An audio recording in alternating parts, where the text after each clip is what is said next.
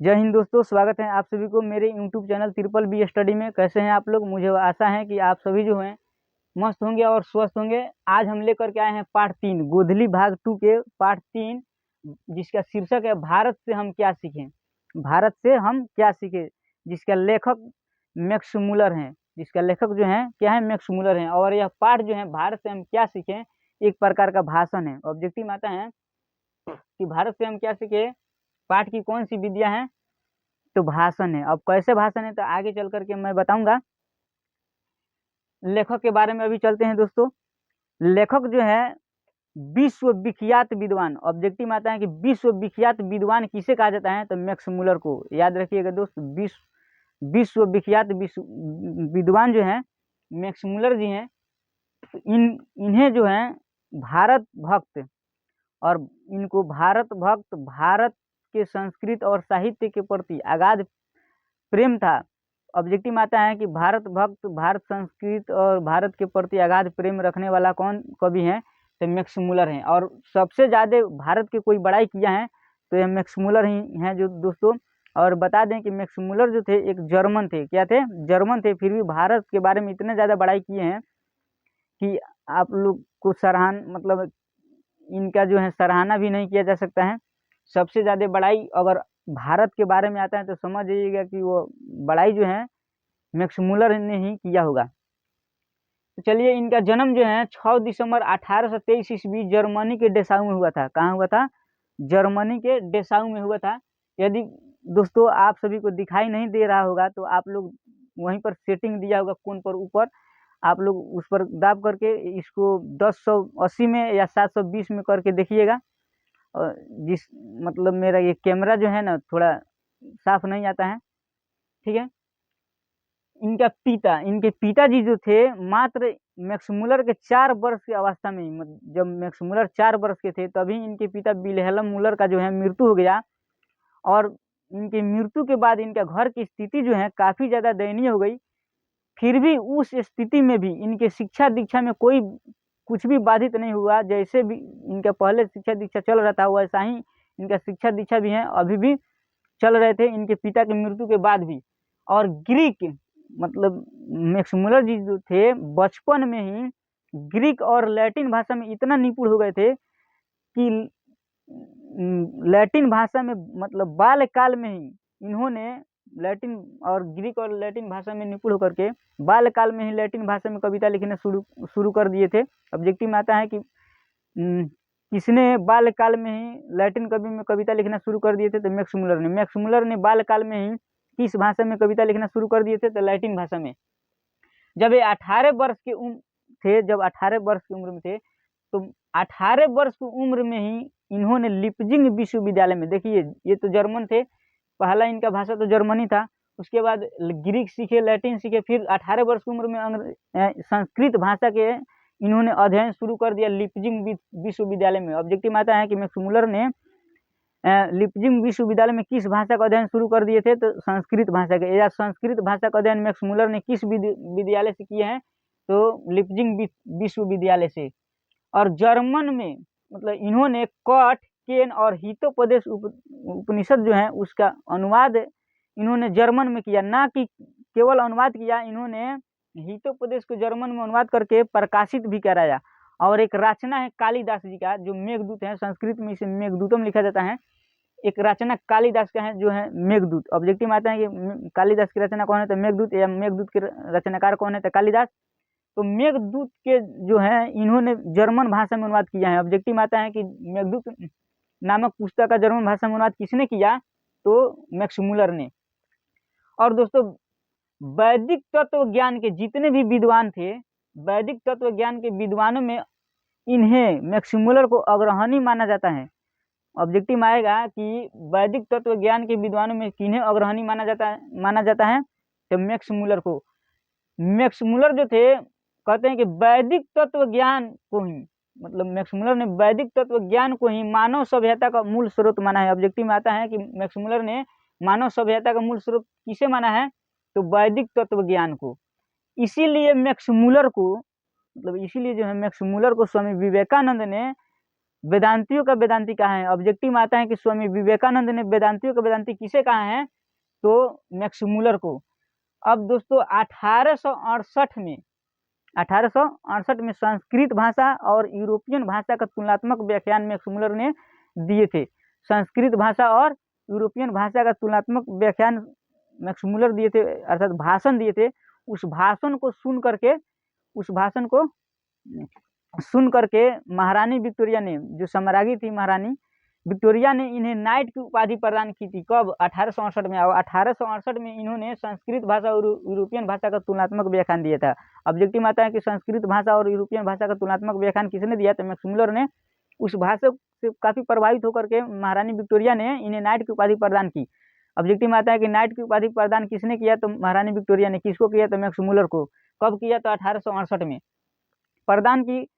किंतु उन्हें पदवी जो है, इन्हें वो उपाधि है, इन्हें तुच्छ लगी और मैक्स मूलर ने उस उपाधि को अस्वीकार कर दिया। ठीक है।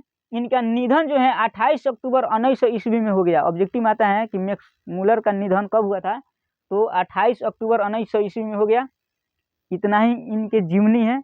अब दोस्तों हम पाठ के बारे में आप लोग को बताने से पहले थोड़ा सा हम इतिहास में चलते हैं। और इतिहास में हम इसलिए चल रहे हैं ताकि यह जो पाठ है भारत से हम क्या सीखें, आप लोगों को इस पाठ को मैं समझा सकूं और आप लोगों को जो है यह पाठ जो है समझ में आ सके, इसलिए थोड़ा सा हम इतिहास में चलते हैं। आप लोगों को इतिहास में पढ़ना भी है उस चीज़ को जो हम अभी बता रहे हैं, जो कि आउट है, जो भारत से हम क्या सीखे इसमें नहीं पढ़ना है, फिर भी हम थोड़ा इतिहास में बता रहे हैं। चलिए, आप लोग को पता होगा कि अंग्रेज जो थे भारत पर लगभग 200 साल जो है शासन किए हैं। उन लोगों ने व्यापार के उद्देश्य से 1608 ईस्वी में भारत आए थे। ये सब इतिहास में पढ़ना है दोस्तों। उन लोगों ने 1608 ईस्वी में व्यापार के उद्देश्य से भारत आए थे और 1613 ईस्वी में उन्होंने पहली फैक्ट्री जो है गुजरात के सूरत में स्थापित किए। और उसके बाद जो है 1757 में एक युद्ध हुआ, पलासी का युद्ध उसे बोला जाता है। पलासी का युद्ध जो है 1757 में हुआ। उसी युद्ध के दौरान जो है इन लोगों ने अपना शासन का नींव रखी। और मुख्य रूप से इन लोगों ने 1758 से लेकर जब तक भारत आज़ाद नहीं हुआ, अर्थात 1947 तक इन लोगों ने भारत पर शासन किया। ठीक है। तो उस शासन के क्रम में ही अभी आप लोग देख रहे हैं कि भारत में डीएम, एसपी, आईएएस, आईपीएस या पुलिस पदाधिकारी जो हैं ये सब भारत से चुने जाते हैं। लेकिन पहले जो है ब्रिटिश सरकार जब शासन कर रहा था भारत पर, तो ब्रिटिश सरकार इंग्लैंड से ही ये सब चुन करके भेजता था। तो उस टाइम जो है, जो इस वक्त जो आईएएस आईपीएस हैं, उस टाइम जो है भारतीय सिविल सेवा था। भारतीय सिविल सेवा एक पद है नौकरी का, मतलब जो प्रशासनिक सेवा ही है एक भारतीय सिविल सेवा, जिसे इंग्लिश में इंडियन सिविल सर्विस कहा जाता है, जिसे शॉर्टकट में आईसीएस लिखा जाता है। तो ब्रिटिश सरकार जो है लगभग 4 देशों से मिल करके बना था। ब्रिटिश सरकार लगभग 4 देशों से मिल करके बना था। ब्रिटिश के लोगों को ही अंग्रेज कहा जाता था दोस्तों। अंग्रेज जो है ब्रिटिश के ही लोग थे जिन्हें गोरा लोग के नाम से भी जाना जाता है। गोरा लोग के नाम से भी जाना जाता है किसको? अंग्रेजी लोगों को, मतलब उन्हें वही ब्रिटिश लोगों को। तो जब इंग्लैंड में एक कॉलेज है कैम्ब्रिज विश्वविद्यालय, मतलब एक विद्यालय है कैम्ब्रिज विश्वविद्यालय, उसी कॉलेज से कुछ छात्र जो हैं चुने गए थे, मतलब अधिकारी जो हैं भारतीय सिविल सेवा अधिकारी में चयनित किए गए थे।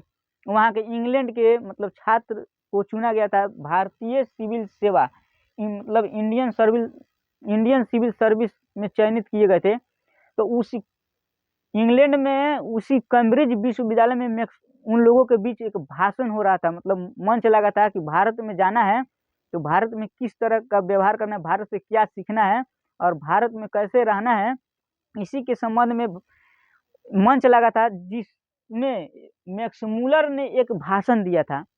वह भाषण जो दिए थे उस भाषण का नाम है भारत हमें क्या सिखाता है। भारत हमें क्या सिखाते हैं, उसी में से कुछ अंश जो है निकाल करके उसके कुछ अंश निकाल करके यह पाठ बनाया गया है, भारत से हम क्या सीखें। तो जब भारत हमें क्या सिखाते हैं वह भाषण है, उसी में से यह पाठ बनाया गया है, भारत से हम क्या सीखें। तो यह अभी एक क्या हुआ, भाषण ही हुआ दोस्तों। और इस पाठ को हिंदी में रूपांतरित जो है भवानी शंकर त्रिवेदी जी ने किया है। ऑब्जेक्टिव में आता है कि भारत से हम क्या सीखें, भारत से हम क्या सीखें, इस पाठ का हिंदी में रूपांतरित किसने किया है, तो भवानी शंकर त्रिवेदी ने किया है।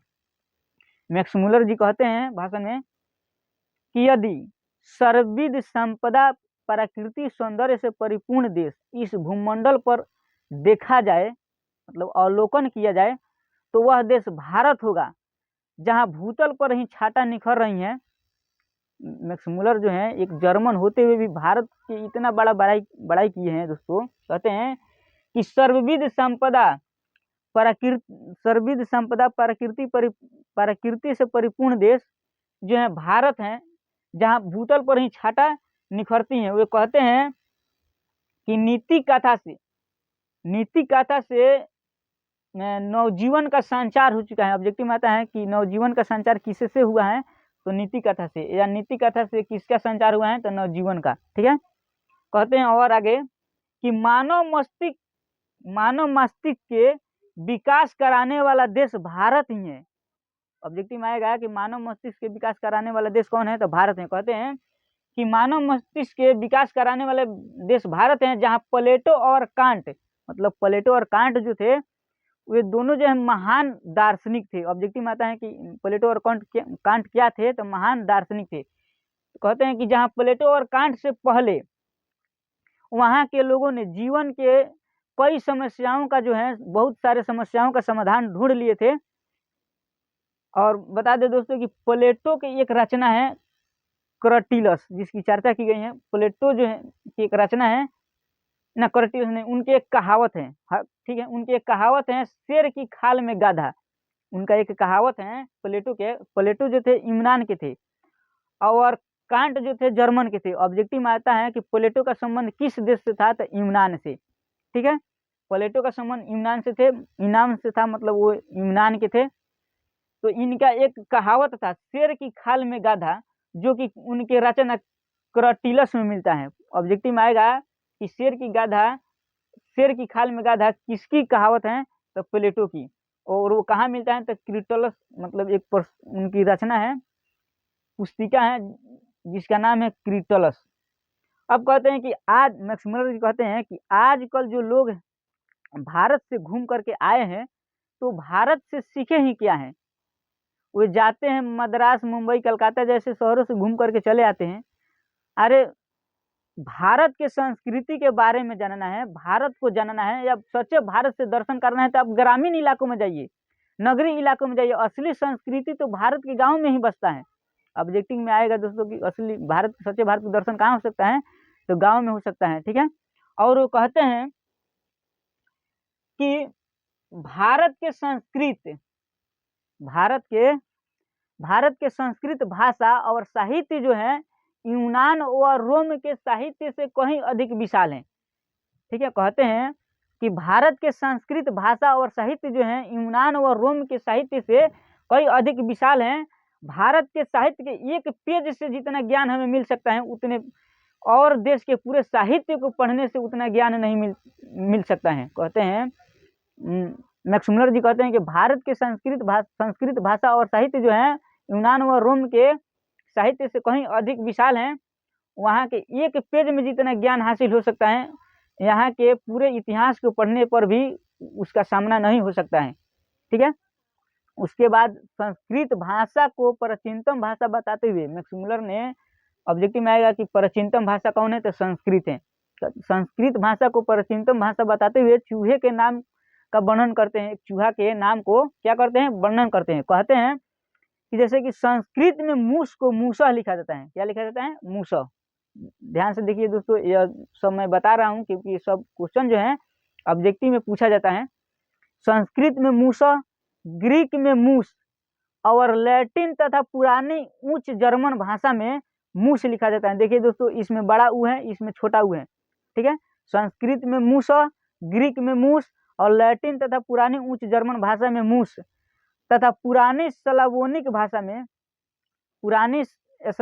भाषा में जो है चूहा को माइस लिखा जाता है। क्या लिखा जाता है? माइस। ऑब्जेक्टिव में आता है कि पुरानी स्लावोनिक में क्या चूहे को क्या बोला जाता है? तो माइस बोला जाता है। ठीक है। इसी प्रकार जो है संस्कृत के शब्द अग्नि जो है लैटिन के शब्द में इंग्लिश लिखा जाता है। क्या लिखा जाता है? इंग्लिश। ऑब्जेक्टिव में आएगा कि संस्कृत के शब्द अग्नि को लैटिन भाषा में कैसे लिखा जाता है? तो इस तरह से इंग्लिश शब्द जो है संस्कृत के किस शब्द का धारण करता है? तो अग्नि शब्द के। ठीक है। वहाँ के संस्कृत भाषा कहते हैं मैक्समुलर कि वहाँ के संस्कृत भाषा और साहित्य ज्ञान मतलब हम लोगों के लिए जो है ज्ञानतव्य है। ज्ञानतव्य का अर्थ होता है जानने योग्य। ऑब्जेक्टिव में आएगा कि ज्ञानतव्य का अर्थ क्या होता है? तो जानने योग्य होता है। दोस्तों कहते हैं कि भारत ब्राह्मण या वैदिक धर्म की भूमि है। भारत जो है ब्राह्मण या वैदिक धर्म की भूमि है तथा बौद्ध धर्म की जन्मभूमि है। ऑब्जेक्टिव में आएगा कि बौद्ध धर्म की जन्मभूमि किस देश को कहा जाता है? तो भारत को बौद्ध धर्म की जन्मभूमि है एवं पारसियों के जरथुस्त्र धर्म की शरण स्थलीय है। ऑब्जेक्टिव में आएगा कि पारसियों के जरथुस्त्र धर्म मतलब जितने भी पारसी थे वो सब किस धर्म के थे? जरथुस्त्र धर्म के थे। ऑब्जेक्टिव में आएगा कि पारसियों का धर्म क्या था? तो जरथुस्त्र धर्म था। और जरथुस्त्र धर्म का जो है भारत जो है शरण स्थलीय है। कहते हैं कि भारत सभी धर्मों को एक साथ मिलजुल कर रहने के और बिना भेद मतलब भारत जो है सभी धर्मों को एक साथ बिना भेदभाव को मिलजुल कर रहने को सिखाता है। अब सब्जेक्टिव ये क्वेश्चन होता है कि सब्जेक्टिव में आएगा कि धर्मों की दृष्टि से भारत की क्या भूमिका है? तो इसका आंसर होगा कि धर्मों की दृष्टि से भारत की भूमिका यह है कि भारत में अनेक धर्मों के लोग बिना भेदभाव के आपस में मिलजुल कर रहते हैं, जो कि ऐसी व्यवस्था भी किसी देश में नहीं है।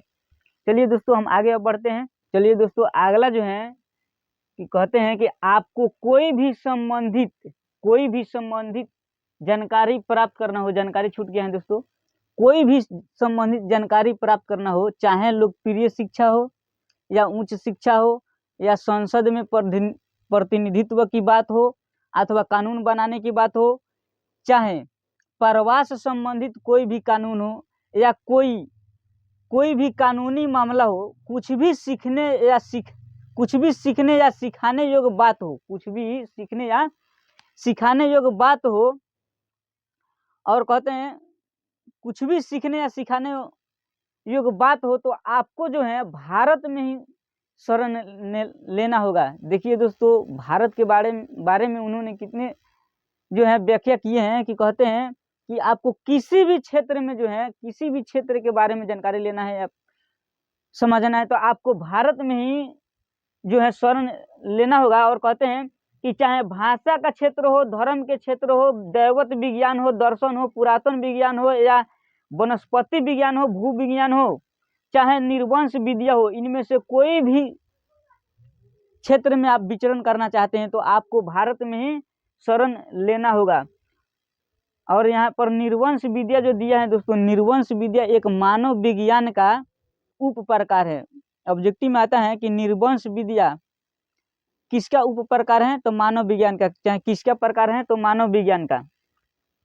और यहाँ जो वनस्पति विज्ञान बोल रहे हैं तो वनस्पति विज्ञान के, और कहते हैं यहाँ कि और भारत के प्रति इधर है, कहते हैं कि शरण लेना होगा। तो यदि शरण लेना होगा कहाँ शरण लेना होगा? भारत में। और कहते हैं कि यदि आप वनस्पति विज्ञान के जगत में रुचि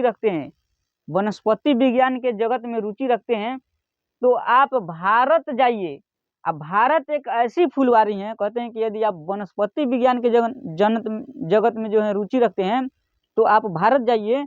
भारत एक ऐसी फुलवारी है जहाँ हकर्स जैसे अनेक विद्वान, कहते हैं कि जहाँ हकर्स जैसे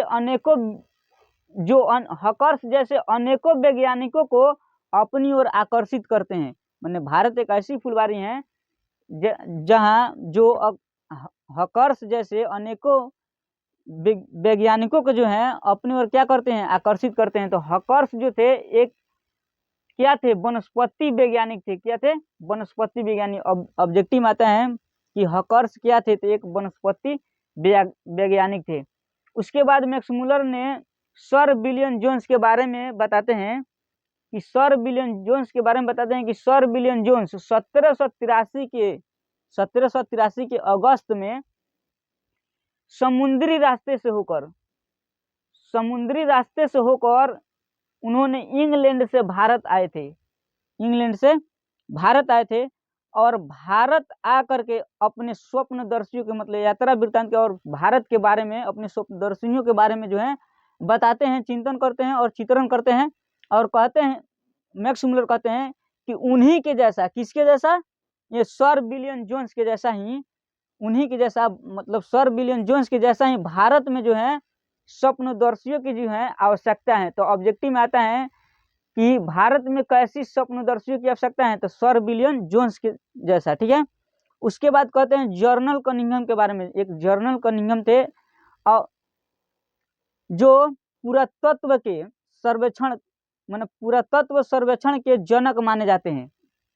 एक कनिंघम है, जनरल कनिंघम, जो पुरातत्व सर्वेक्षण के जनक माने जाते हैं। जिस पुरातत्व सर्वेक्षण के जो है शॉर्टकट में ASI लिखा जाता है। और जनरल कनिंघम जो थे एक पुरातत्वविद थे। जनरल कनिंघम एक पुरातत्वविद थे। ऑब्जेक्टिव में आता है कि जनरल कनिंघम क्या थे, तो एक पुरातत्वविद थे। और जनरल कनिंघम जो है क्या थे, एक पुरातत्व सर्वेक्षण के जनक माने जाते हैं, जनक थे। उसके बाद चर्चा करते हैं लैटिन कवि और अंग्रेजी कवि। लैटिन कवि एक थे ब्राजील, मतलब ब्राजील जो थे लैटिन कवि थे। अब क्वेश्चन में आता है कि लैटिन कवि कौन था, तो ब्राजील था। या ब्राजील कैसे कवि हैं, तो लैटिन कवि। और अंग्रेजी कवि टेनिसन है। ऑब्जेक्टिव में आता है कि अंग्रेजी कवि कौन है, तो टेनिसन है। या टेनिसन जो है किस भाषा के कवि हैं, तो अंग्रेजी के।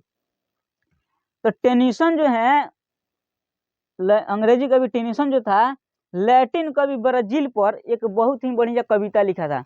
उस कविता केवल उस कविता के बारे में इसमें जिक्र नहीं है, लेकिन इतना बताया गया है कि अंग्रेजी कवि जो था टेनिसन, वो लैटिन कवि ब्राजील के ऊपर एक बहुत अच्छा एक कविता लिखा था। तो ऑब्जेक्टिव में आएगा कि लैटिन कवि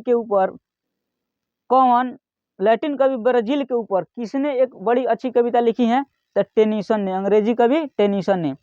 उसके बाद मैक्समुलर इस चैप्टर में जो है कहते हैं कि शाहनामा एक महाकाव्य है। शाहनामा एक क्या है, महाकाव्य है, जिसकी रचना जो है 10वीं 11वीं सदी में हुआ था। जिसकी रचना 10वीं 11वीं सदी में हुआ था। दोस्तों, मैं पुस्तक में जो है इनके बारे में काफ़ी ज़्यादा प्रयास किया और खोजा, कहीं भी इसके ज़्यादा इसमें जानकारी नहीं मिली। बस इतना दिया है कि इनका रचना जो है 10वीं 11वीं सदी में हुआ था। और मुंडा एक भारत देश की जाति है, इसकी चर्चा की गई है। मुंडा एक क्या है, भारत देश की जनजाति है। ऑब्जेक्टिव में आता है कि मुंडा किस देश की जनजाति है या जाति है, तो भारत देश की है। उसके बाद चर्चा है कुमार गुप्त के, मतलब कुमार गुप्त जो थे, हालांकि ऑब्जेक्टिव में पूछा जाता है, किताब में तो नहीं है। ऑब्जेक्टिव में आता है कि कुमार गुप्त ने माने किसने नालंदा में विश्वविद्यालय की स्थापना कराया है, तो कुमार गुप्त ने नालंदा विश्वविद्यालय की स्थापना किया, जो बिहार के पटना में स्थित है। कहाँ स्थित है, बिहार के पटना में। और दोस्तों वारेन हेस्टिंगस एक था, वारेन हेस्टिंगस, जो उस समय भारत के गवर्नर जनरल था। ऑब्जेक्टिव में आएगा कि भारत के गवर्नर जनरल कौन था, तो वारेन हेस्टिंगस था। उसी वारेन हेस्टिंगस को बनारसी में 172 दारिस नामक सोने के सिक्का मिला था। ऑब्जेक्टिव में आएगा कि 172 दारिस नामक सोने के सिक्का किसको मिला था, तो वारेन हेस्टिंगस को मिला था। और कहाँ मिला था, तो बनारसी में मिला था। और उन्होंने क्या किया, वारेन हेस्टिंगस ने क्या किया कि अपने मालिक ईस्ट इंडिया कंपनी के निदेशक को उन 172 दारिस नामक सोने के सिक्का जो था, उन सभी सिक्कों को अपने मालिक ईस्ट इंडिया कंपनी के निदेशक मंडल में क्या किया, भेजवा दिया। लेकिन उस कंपनी के निदेशक ने उस प्राचीन सिक्का का महत्व जो है समझ नहीं पाया और क्या किया, उसको गला डाला। जब वारेन हेस्टिंगस इंग्लैंड गए तो उनको सुनने को मिला, मतलब उनको पता चला कि इंडिया कंपनी के निदेशक जो थे उन सिक्कों को गला डाले हैं। तो मैक्समुलर इस पंक्ति के माध्यम से क्या बताना चाहते हैं दोस्तों, आपको क्या सीख मिल रहा है?